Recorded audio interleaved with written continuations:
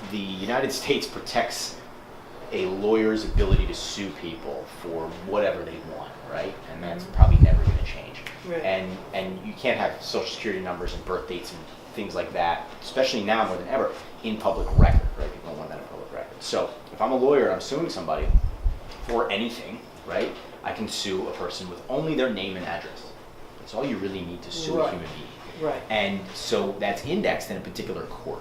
Every county in the United States of America, the 3,500 roughly counties that there are in the U.S., has a different court system, a different way of keeping that record. It may be in civil court here, it may be in a court over here called with a different name. Like Right. It's not even the same, it's not cross-applicable, you know what I mean? Yes. And so when you go, and there's different kinds of judgments. There's an in persona judgment and there's an in rem judgment. So Yes. an in rem judgment attaches to the specific property that is named in the judgment, right? 123 Main Street, like a mechanics lien, for example, would be in rem, right? Yes.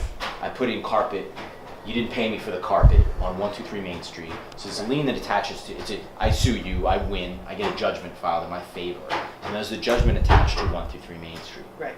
But there are other judgments that are in persona, which may attach to any property that a human being owns, and it's by county level in that county. Right. So when you so you have these in persona judgments, they are indexed by name. Yes. And the address is only the contact address. So if you have a name like John Smith, for Yes. example, in a place like Philadelphia or Baltimore County, where there are literally millions of people that live, there's Right. going to be a lot of people named John Smith. And there's going to be more than one of them that has judgments for whatever.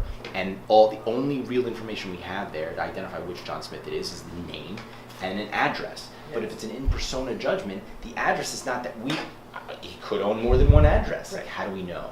So how do we look at that and say, okay, this is not our John Smith, or it is, and how do we resolve this issue? And that, I think, is a very illustrative issue, because when And people there could really be break it down. hundreds of these. Yes, hundreds. It's not a handful. There No. could be hundreds. Yeah, so that's a really illustrative issue. I'm going to talk to Jason later, and we'll talk about his 750-page judgment Yes. case that he's got 750 pages. Yes, which means probably 2 or 3 on each page. Yeah, it's probably Yes. it's definitely well over 1,000 judgments.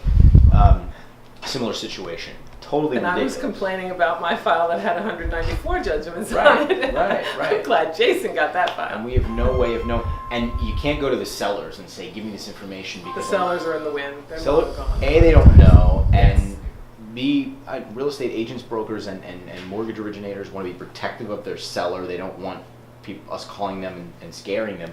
Understandably, I can appreciate that, like I get that. And if I'm a seller, I also, like, they don't understand this issue, and they don't understand what Right. we do. So they get a phone call from, they're like, "Hi, we're trying to clear title and sell your property. We have 194 judgments." They have a heart attack, like they Yes. freak out, and they're like, "What do you mean judgment? I don't have any judgments," Yes.